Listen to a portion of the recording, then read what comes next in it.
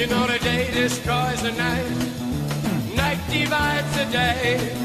Try to run, try to hide, break on through to the other side, break on through to the other side, break on through to the other side. God bless America. Welcome to The Ranch, everybody. The podcast explores the people and happenings of Dry Creek Ranch, Eagle, and the greater Boise area. My guest today is running for Eagle Fire Commission. He is already on the commission, has been for about 3 months. He's also an active firefighter, and his roots with the fire department go back generations. He was wonderful to talk to. We talked a lot about growth and what the Eagle Fire Department is and isn't doing, is and isn't worried about, and just generally how they're adapting to the ever-changing landscape of the community. Again, a wealth of knowledge. Really enjoyed chatting with him, and I'll let you hear from him. So without further ado, the man, the myth, the legend, Brian Simpson. We're going to make it happen. Brian, thank you for coming. I appreciate you. Thanks for having me. Yeah. I know this is really cutting it close to the election, but I was scrambling to get all of the city council people done and the mayoral candidates done and then the school board. And I did want to start grabbing people from the fire district. And very thankfully, I got a connection with you. And you were the person I wanted to interview first and foremost anyway, because of the 3 people running for the fire district, you are the only one who has currently or has had in the past experience in a fire department, correct? Correct. Yeah. Right. And again, that's not to speak poorly of your competitors. I don't know them, but what I do know is you are currently a firefighter in Boise, right? Correct. Yeah. Great. And then you have been on the Eagle Fire Commission for 3 months, right? Yep. Started in August. Yeah. Great. So walk me through that, because again, 3 months ago we didn't have an election where you got elected. How did you end up on the fire commission, and why are you running again for it? Sure. Well, we'll start with how I got on the fire commission. There's a gentleman named Gary Stillwell. He was a commissioner here for 25 years. He decided to step down with a few months left in his term for I'm not sure what reasons. I think he's moving out of the area. That created a vacancy, and you have to fill that vacancy within 60 days. The bigger answer to that is I live in Eagle. I've lived in Eagle for 17 years. Graduated high school from here in the 90s. My wife is from here. She grew up here. She's been here 42 years. This is our hometown, right? Did you just out your wife's age? And my age too. Yeah, I'm sorry. Do we have to cut that? Yeah, strike one. Here we go. Strike one. Yeah, okay. It's a good start. Yeah. Keep going. So, but her family volunteered with the Eagle Fire Department. They were volunteers here from 1984 to about 2006, 2008, somewhere in there. My wife literally grew up in the Eagle fire stations. She so downtown Eagle, you have Rembrandt's right there. Yeah. Across the street is Three Rivers Outfitters, I believe it's called. Not that particular building, but that piece of property was her house. And so the Eagle fire station back then was where the Custom Medical Pharmacy is. So with my wife's parents being volunteers, back in the day, they did not have paid full-time staff. So she would, with her parents, they would run from her house down the back alley behind Rembrandt's, go to the fire station. There's usually some old fellow there, some volunteer there that was just hanging out. They would leave their kids, Dawn and her sister, with the volunteer, and then they would jump in the fire truck and they would go to the emergency calls. So that was my wife's childhood. Yeah, she was back and forth. She loved it, right? Like grew up in the fire station with all the kids, all the volunteers' kids. Just a great childhood, right? Literally grew up in the Eagle Fire Station. So fast forward to high school, we started dating in high school. When we were in high school, I'd come over and visit her at her house. We'd go to the Eagle Fire Department, visit her dad when he was volunteering and pulling shifts there, and really started kind of planting that seed, like, ooh, this is a cool career, right? My hope was to be a professional baseball player. That didn't work out, right? Yeah, like many. So, yeah. So anyways, that started kind of planting the seeds of the fire service. Fast forward from there, graduated high school, was fortunate to play a little bit of college baseball. When I was done with that, I was just kind of, Dawn and I got married, just kind of kicking around, trying to find the job, the career I really want to do. Service has been something that's always been near and dear to my heart. Having a good conversation with my father, I said, hey, have you ever thought about being a firefighter? I was like, yes, but not really. Like, tell me more about it, right? So he explained it to me. He explained to me what he does, and at the same time, he was also a full-time career firefighter in the city of Boise. So he was kind of doing dual roles. He's a full-time firefighter in the city of Boise. He was a volunteer in the city of Eagle, in the Eagle Fire Department. So we talked about it, like, what does a firefighter do? What is the fire service like? I've already started to see the family atmosphere, right? We go by the fire station, there'd be families there, they'd be cooking, they'd be having events. It would have, all sorts of community type events there at the fire station. So I was really starting to see like, oh, this feels right? Like this is the type of thing that I want to be a part of. So he encouraged me to become a volunteer with the Eagle Fire Department. So in 2004, I applied to be a firefighter with the Eagle Fire Department. So I was accepted into their volunteer program. Then I became a volunteer firefighter. With that, you have to get your state qualifications, Firefighter 1, Firefighter 2. So that's kind of where I began my fire service career. Spent a couple of years volunteering with the Eagle Fire Department. Really started to ingrain myself with the culture of the Eagle Fire Department. Tested a couple times for them. It's really hard to get on as a firefighter here in the Valley. It's very competitive. Tested a couple times with them and some surrounding agencies. In 2006, I was fortunate enough to land a full-time job at the city of Boise. So I kind of backed off my volunteer duties and committed wholeheartedly to the city of Boise and the Boise Fire Department. But I would say with that, I still had some deep connections with the Eagle Fire Department. Guys I learned and trained like how to become a firefighter from. Those bonds and friendships like I'll have forever. So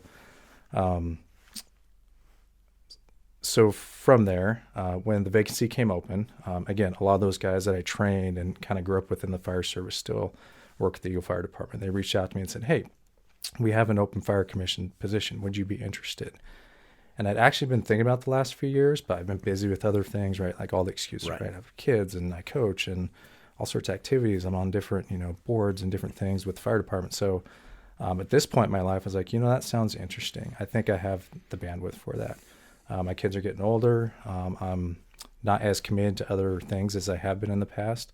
So I said, yeah, let's talk about that. What is a fire commissioner? Like, if I want to pursue being a fire commissioner, like how can I serve the Eagle Fire Department, right? Even though I've been away from as a volunteer for the past 17 years, I still stay in touch with those guys, right? We teach classes together. We take classes together. The engine company I work for is on the edge of Eagle Fire's district, so we still run calls together. I've been on structure fires, extrications, code blues with those guys. Like we serve together, right? So even though I'm full-time Boise firefighter, like I'm still deeply ingrained with the Eagle Fire Department. So it made sense. So we had a conversation and said, hey, what can I do as an Eagle Fire Commissioner to help the Eagle Fire Department?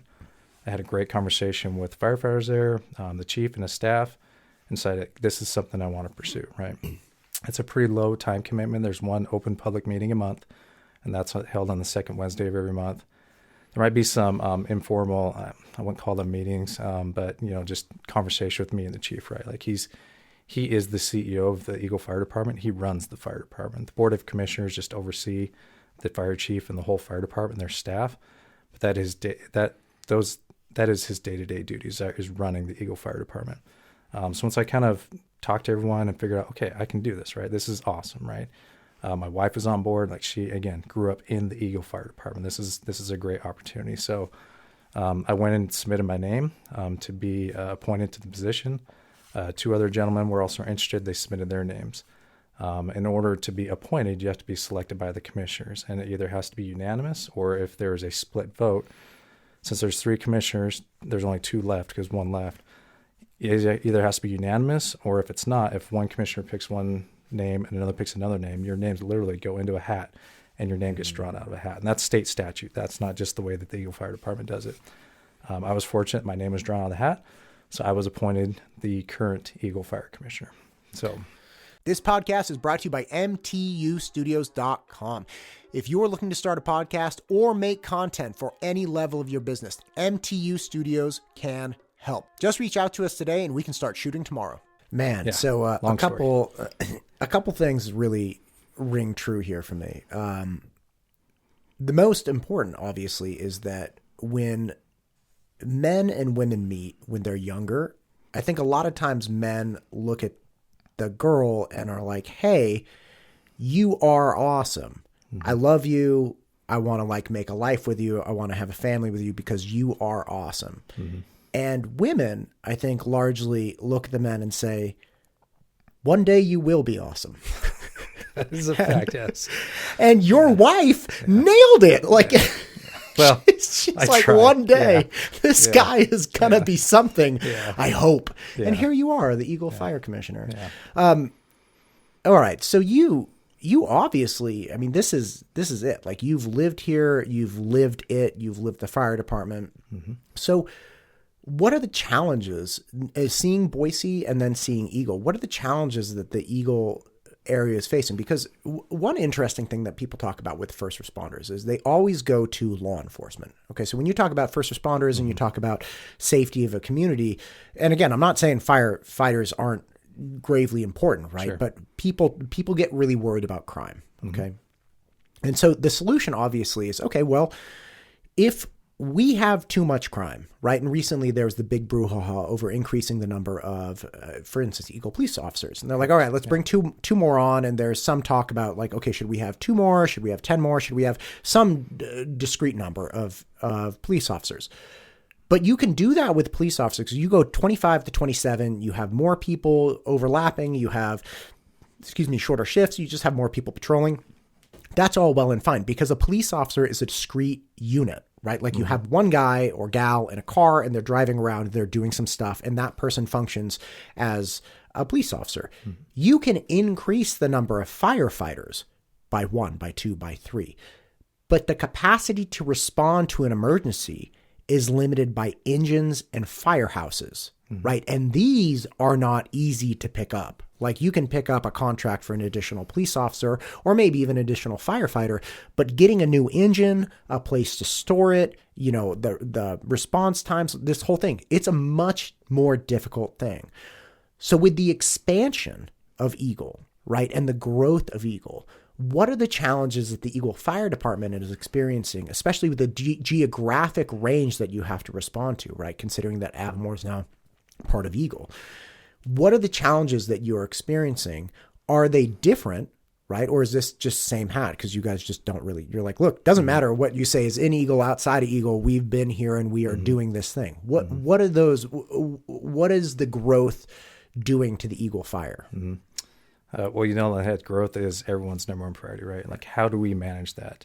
The way that the Eagle Fire Department has grown over the years has been strictly due to growth, right? When I was a volunteer, there was 2 stations in the city of Eagle. Just a few years prior to that, there was 1 station. This was like late 90s, early 2000s. We had 1 fire station in the city of Eagle. Now we're up to 4, including Hidden Springs. Okay. Let me just say this. Everything that we do in the fire service is a risk assessment, right? Like everything we do is calculated to calculate your risk. And it is hard to put a number or a monetary value on those risks, right? Sure. Because you just don't know when they're going to happen. Similar to cops in their first response, they don't know when crimes are going to happen, or someone's going to call 911. We're in the same boat, right? We don't know when someone's going to have a medical emergency, when there's going to be a car accident, when there's going to be a structure fire. We don't know, right? So we plan for all those things and we train for them. One thing that the Eagle Fire Department has done, in my opinion, and I think the citizens would agree, is they've kept up with the growth at a healthy rate, right? Every time that they recognize, like, we cannot reach this population in this amount of time, they've placed a firehouse there. Having said that, the growth here is exploding, right? And it takes a lot of money and a lot of time and a lot of things to build a fire station, hire personnel. When you build a fire station, you don't just hire 1 firefighter, right? You hire 9 to 12, right? Depending on how many. So there's 3 per shift, sometimes 4. And there's 3 shifts in the fire service. There's A, B, and C shift. And so for like us in the Valley, we work what's called a 48-96 shift. So we work 48 hours straight. So we go to work and we're in that fire station for 2 days straight. And the next shift comes in and they replace us in the next shift, A, B, and C shift, okay? At that firehouse, you have what is called a district, your first in district. So that is calculated by what you can get to in a response period within 5 minutes, right? And again, the Eagle Fire Department has kept up with that up until now. Like their growth is happening at such a much faster rate than you can build fire stations and hire people, right? This is a 2 to 3 year process when you design a station, when you build it, construction costs, hire personnel, train them. It takes a specific amount of time, right? So for the Eagle Fire Department, I would say the number one priority right now is just keeping up with growth, right? They recognize that there was a shortfall in coverage in, we'll say, the south side of the city. So basically, the Eagle Road and Chinden area, right? The Eagle Fire Protection District is massive. It's like 95 square miles. It pretty much runs the whole bench up there by Chinden, all the way up to Avamore, all the way out to Star, all the way over here, just east of what we call Old Horseshoe Bend, like the other side of Winco. That right there is still Eagle Fire Protection District. So they have a massive boundary to cover. when the chief and his staff calculate where to put a fire station, there's a whole thing too. It's called standards of cover. Basically, they look at a specific area and they say, can we cover this area in X amount of minutes, right? And the way that the city is growing, we cannot hit all of those, right? And so there are a lot of plans to keep up with that growth. One of the top ones is fire station number 4, and that would be where the Looks Theater is right there. When you drop down Shin there, there's a theater right there. They have some property right there at the base of the hill. That's kind of a pocket there that Meridian can drop down to, Boise Fire can drop down to, Eagle can hit.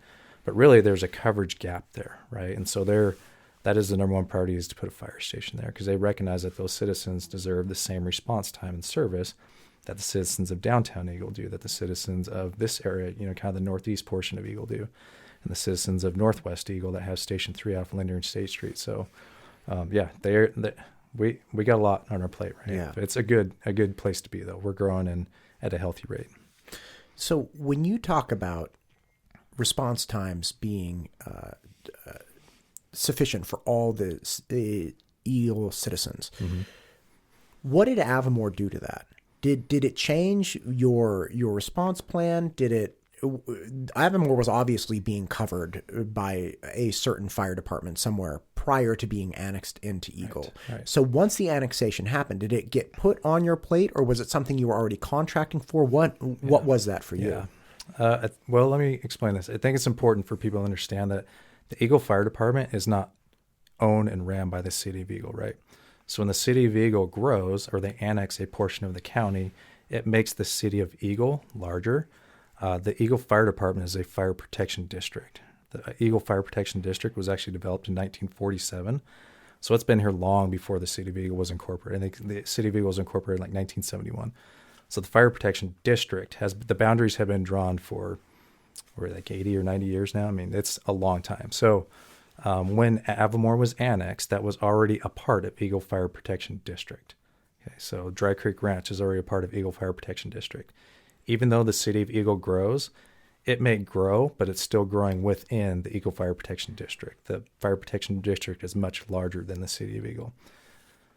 So to answer your question, when Avamore is annexed, yes, that adds residents to the population of the city of Eagle, but all those residents have been serviced by the Eagle Fire Department since they built the first house there, right? Anytime there was an emergency in Avamore, regardless of whether the city of Eagle had annexed them or not, the Eagle Fire Department responds to Avamore and provides services to that neighborhood. Understood. Understood. So again, even though it's called the Eagle Fire District, you are still not regulated by the city. Like your boundaries are not the city of Eagle. Correct. Yep. Understood. So for you, we actually cover 3 different counties. Oh. Yeah, we cover Boise County, Gem County, and Ada County. Just the way the district is lined up. So like North Avamore, like the north part of it would be Boise County. If you go to the northwest corner of Eagle, there's a section of Eagle Fire Protection District that is actually Gem County, a little sliver of Gem County. And of course, the greater Eagle Fire Protection District lies in Ada County. So we actually cover 3 different counties. Man, that's a lot. That's a lot. You guys are doing a lot. Yeah. Okay, so you're keeping up with growth, right? You're able to manage response times. You're able to provide sufficient service to the citizens. Obviously, you're trying to improve, but it's not like there are glaring, issues that people are reporting, which is wonderful. What are the issues then? Right? Because you have been on the commission for 3 months now, and you're running to stay on the commission. But why? Like, I understand, your wife loves it. You're on the commission, and she's always wanted it. Yes. Yeah. But in all seriousness, like, what are the challenges that you guys are facing? Because again, the commission tells the chief what direction to take, but he's the executive, right? Sure. So he's taking care of everything. What are the things that the commission is wrestling with or fighting for or worried about? Sure. Well, I think, let me just say this. The fire department is, yes, it is kind of a business, right? And you have to have a business mindset in order to run the fire department. But it's not a corporation where we don't create a profit, right? Like, we're not trying to make money off the public. What we're trying to do is provide the highest level of service given the amount of money that we take in each year. In a fire protection district, basically they get 2 checks a year. They get one in January and one in July, and that's it. So that's your allowance for the year. There is no haggling with city council to go get money from another, agency, or, You don't go have department heads. Like the fire protection district, you have one pot of money, and that is it, right? So you have to manage that money incredibly well. You have to make sure that the money that you project coming in, and those numbers come from Ada County, they tell the Eagle Fire Department, like, here's our projections for the next year. And the Eagle Fire Department sets their budget based off of those projections, right? So the challenges are, this is our finite amount of money, right? We cannot ask for more. We can't go to city council. We cannot drum up more money. This is the money we have. We have to be good stewards of that money. Now, with that, there are challenges, right? We're trying to keep up with staffing, right? You try and keep up with firefighters retiring, hiring new firefighters, training those firefighters. All this has a monetary cost to it, right? Equipment, right? Eagle Fire Department is very fortunate that the leadership they've had over the years has provided excellent equipment. But with any equipment, it ages, right? And there's a turnover period for fire engines, fire trucks, saws, all these things, right? They have a finite amount of time that they're useful. And so you have to project those costs right now. Like everything with COVID, like costs have gone through the roof. If you were to order a fire engine today, you're going to wait anywhere from 36 to 48 months for the manufacturer to build it. And you're going to pay $600,000 to $800,000 for that fire truck. So you have to recognize that in your budget. Like, we need this piece of equipment. This one we have is up against its lifespan, right? Like, it can only operate for a certain amount of years or a certain amount of miles. Now, you can maintain that and you can keep it in great condition, but at some point that piece of equipment needs to be refurbished, retired, right? So you have to manage your money in order to do that. Fire stations, right? You have to recognize that there is growth, and there's growth happening faster now than most of these agencies can keep up with, right? If you've been around this area for any amount of time, you recognize the amount of growth and the struggles that come with it, from the roads to the traffic, all the things that come with it, right? The struggle, I would say, I don't know if I would call this struggle, but the challenge, I would say, that the Eagle Fire Department has is keeping up with that growth, right? With that fixed amount of money. The Eagle Fire Department cannot go out and drum up more money for the citizens, right? There's a state statute that caps you're able to up your annual income from 3% every year, and that's it, 3%, right. 3%. So if inflation and the valley is just exploding, right? Like, you can only up your budget 3% each year, 3%. So you have to be wise with that money, right? Does that answer your question? Yes, very much so. And again, there are a lot of things that you were talking about that I want to touch on. First, let's stay on financial, okay? In other places where firefighters make upwards of, let's say, $150,000 kind of right out of the blocks, plus they get overtime, plus, all kinds of different things. You have, like 1,000 people lining up for these jobs. Mm-hmm. How is Eagle Fire staying competitive in the hiring world when the cost of living is going up astronomically, right? Because you have, as you're stating, you have a ceiling on how much you can grow your budget, regardless of what the property values are doing or the cost of living, right? So like we have a 9% inflation or something. Doesn't matter to Eagle Fire. Eagle Fire's budget's going up 3%, right? So how is Eagle Fire continuing to attract the best and most capable fire individuals, and how are they keeping up with servicing when the world is becoming more expensive? Sure. I think the easy answer to that is culture, right? Like, this is not an Eagle Fire Department problem. I can speak on behalf of the Eagle Fire Department and other agencies around here. Attracting people to the first responder community right now is very difficult. Right. There's a number of issues, right? Pay being one of them. Schedule. A lot of people were scared away by COVID and the things that happened during COVID. A lot of people have figured out there's other ways to make money in this world, right? So we do naturally attract the people that want to be servants, right? But when it comes to wages, it is hard to be competitive, right? The Eagle Fire Department can only pay their members what they can pay them based off of their budget, right? Sure. I mean, there's only so much money to go around between wages and, equipment costs and fees and different things that they have to cover. I would say one thing that Eagle Fire has done really well over the years, and I've watched this pretty closely because, again, like, I work and train with these guys and, we interact. They have a great culture, right? And they have a young and upcoming culture. And one thing you want to do with that culture is you want to maintain it, right? Like, you don't want to lose your firefighters or your people because another agency can pay you another $5,000 per year, right? They can offer a better benefits package, right? in this community of first responders, it's not all about money, right? Like I work daily with some of the smartest individuals I've ever met in my life, right? That could probably make 2 to 3, 10 times the amount of money that we make as first responders. But that's not why we're here, right? And so those are the individuals that you want to attract, not the ones that are looking to come here for the paycheck and the benefits and the time off, all those things. You want individuals that want to come, be a firefighter, be a good steward of their community, and serve their community. And the Eagle Fire Department has done a phenomenal job with that. Having said that, it is a challenge right now. We are at like record low numbers for enrollment rates, applications. The Eagle Fire Department, Boise Fire Department, Marine Fire Department, all of us are struggling to get a big pool of applicants, right? And so one of the things you have to do is you have to promote your culture, right? Like the Eagle Fire Department has a phenomenal culture, and they have a great reputation in this valley for being highly trained, proficient, good servants to the community. They take good care of their equipment. Like they have a great culture and a great, what's the word I'm looking for? They have a great reputation. So, right. Their challenge is to maintain that and attract those people that want to be a part of that culture. Right. And those are some of the intangible things that I think you are right, that really keep people. There's a huge problem with, retaining, for instance, teachers, right? Mm-hmm. Talk about public servants again. And West Ada has done a very, very good job, not being the highest paying area, but developing a culture where teachers have autonomy, they have good support, they have all kinds of things. And there was a big criticism of the movement to just pay people more money in California, right? Sure. Just throw money. And by the way, they didn't throw money at teachers. Like teachers weren't making it rich. But one administrator that I was friends with from high school was like, listen, more pay is not necessarily the answer. Right.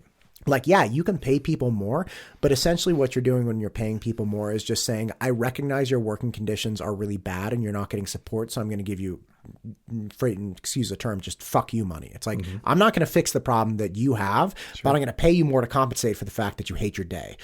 Yeah. Right? So it's like, that's a really rough way to look at things. And that really opened, that was years ago when he said that, because I was really advocate. I was in private education. Like, if you paid public teachers more, I would have gone into public education. Right. And he's like, but you got to understand, the people teaching right now in public education, they need support. We would retain and keep people longer that are quality people if you supported them more, if there was a different culture, if there were different asks. And especially in the teaching world, we've seen the culture of teaching change immensely since COVID. This is a different thing. But so when you say, hey, look, we have a better culture, we have better leadership, we have better culture, we have better overall everything. So even if you're not maxing out absolutely your last dollar, you don't need to do that, because people enjoy and tolerate. I mean, it's beyond tolerating. It's people actually feel fulfilled with the work. That seems like a really clear answer to, it's like, okay, well, yeah, we don't need 1,000 applicants. We need like 10 good applicants, and then we need to pick the one out of the best 10, and we need to support that person and make him or her make that person feel like their day is being used wisely. Sure. Absolutely. Yeah. Another question for you. Eagle's growing, but not just with rooftops, but the height of rooftops. Right now, there are restrictions for building heights, and I didn't understand this till recent years. There are restrictions for building heights and densities and whatnot, because there are limitations with fire equipment. Right. So if I wanted to build 100-foot apartment complex in whatever magic world we live in, where the planning and zoning is like, yeah, Matt, that's a great idea. Yeah. You would probably be screaming from the rooftops, don't do that, because if that rooftop catches fire, ain't no way we're going to be able to get up there to put it out, to rescue people, all of those things. Eagle's growing, and things are starting to go up, right? Because we can't sprawl out the same way.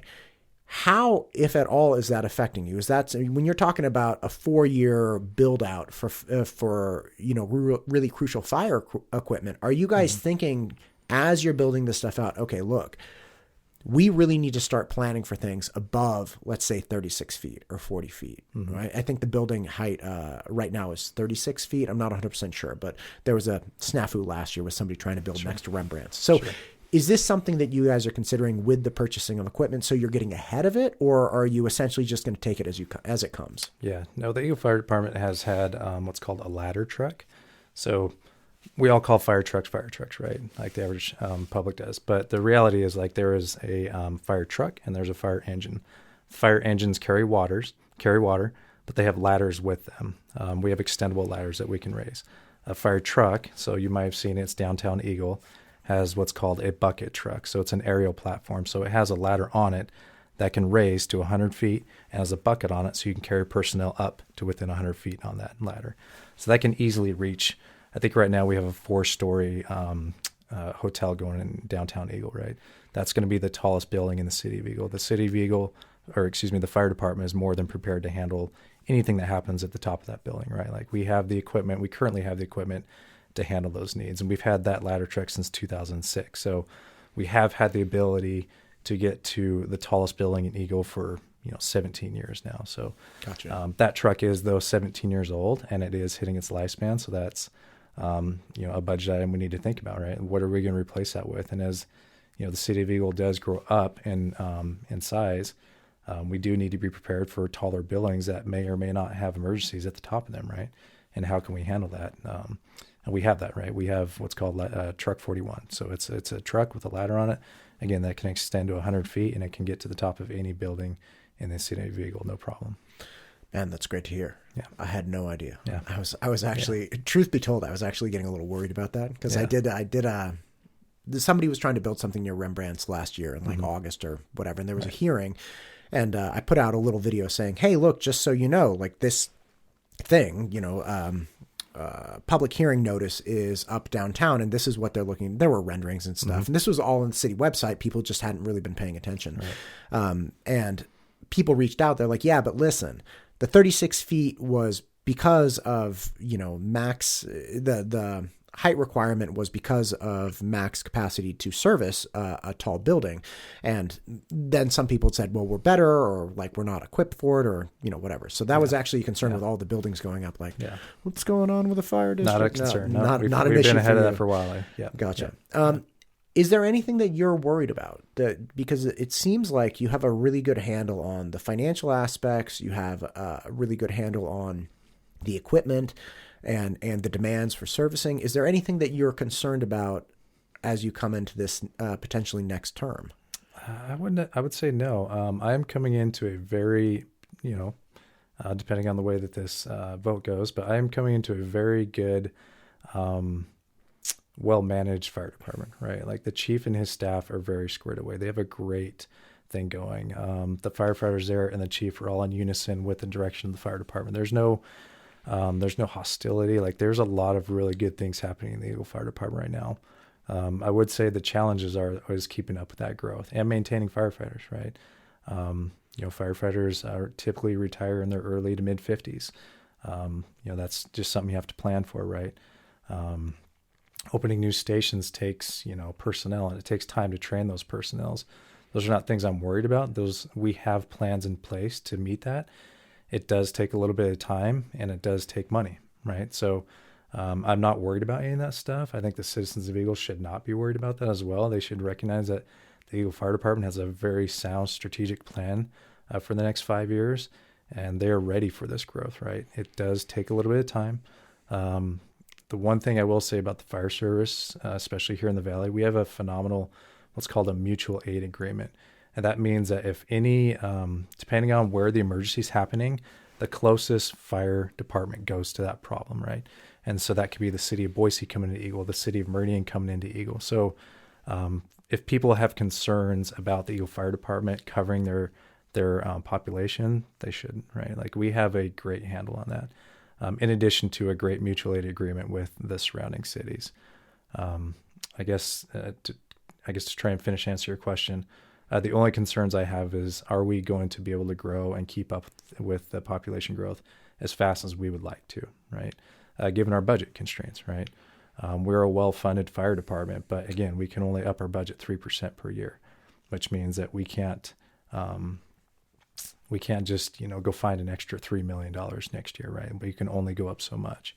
So those are just challenges. Again, the Eagle Fire Department is a phenomenal spot. Financially, they're sound. They've made some great investments. They have a good plan. They have great members. They're training harder every day. Like everyone in that fire department is working extremely hard to provide the highest level of service to the citizens here of Eagle. No question. It's good stuff. Yeah. Good stuff. Well, listen, I know we only have a week left until the election. I really appreciate you making the time to run in here and do this. Is there anything else that I've missed that you want to express? I can't think of anything off the top of my head. I think we touched on a lot of it, the growth, right? That's something that is definitely at the forefront of our mind. We want to make sure that the public knows that we are available. I think public education-wise, Eagle Fire Department is doing a great job. We just had what's called their open house, and they have it the first week of October every year, where we open up all the doors, all the equipment, friends, families, community members. Everyone comes through the fire station.